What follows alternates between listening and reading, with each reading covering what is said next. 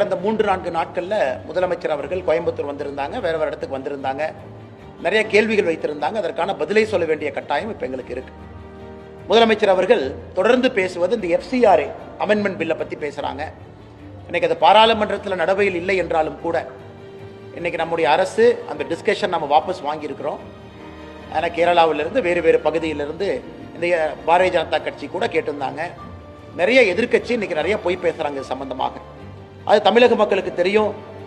இன்னைக்கு FCRA என்பதே கொண்டு வரப்பட்டதே காங்கிரஸ் ஆட்சியில்.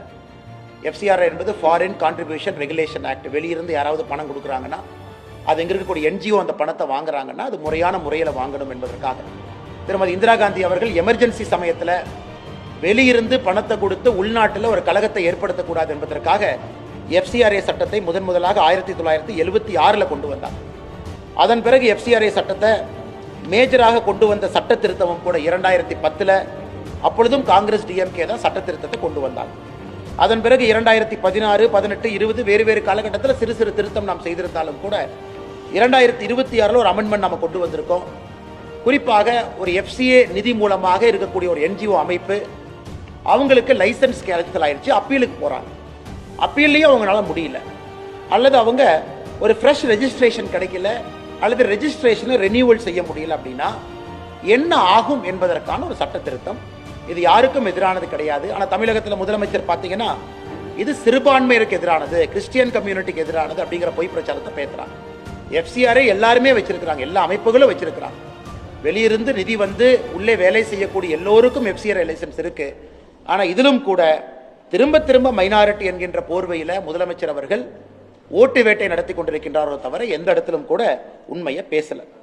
அதே போல நம்முடைய முதலமைச்சர் அவர்கள் திருநெல்வேலியில் பேசும் பொழுது பாரதிய ஜனதா கட்சி என்ன பண்ணுச்சு, மெட்ரோ திட்டத்தை கூட மதுரைக்கு கோயம்புத்தூருக்கெல்லாம் தடை பண்றாங்க அப்படின்னு திரும்ப அதே கதையை மறுபடியும் சுழற்ற ஆரம்பித்திருக்கின்றார்கள். உங்களுக்கு தெரியும், அதிகாரப்பூர்வமாக தமிழ்நாடு பாரதிய ஜனதா கட்சி கோயம்புத்தூர் மதுரைக்கு மெட்ரோ வேண்டும்.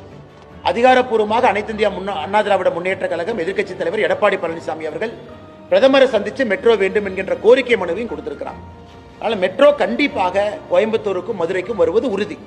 ஆனால் நாங்கள் கேட்பது முதலமைச்சர் அவங்க கிட்ட, மெட்ரோ நீங்க சப்மிட் பண்ண வரைவு அறிக்கை, டிராஃப்ட் ப்ரொபோசல் அல்லது டீடைல்டு ப்ராஜெக்ட் ரிப்போர்ட், நீங்க என்ன பேர் வச்சாலும் கூட அதை மத்திய அரசு திருப்பி அனுப்பியிருக்காங்க. அனுப்பி இந்த ரிப்போர்ட்டை சரி பண்ணி திருப்பி அனுப்புங்கன்னு கேட்டாங்க. இன்னைக்கு ஆட்சி மன்றத்தில் இருந்த நீங்கள் அந்த ரிப்போர்ட்டை திருப்பி அனுப்பிச்சீங்களா இல்லையா மக்கள் மன்றத்தில் சொல்லுங்க.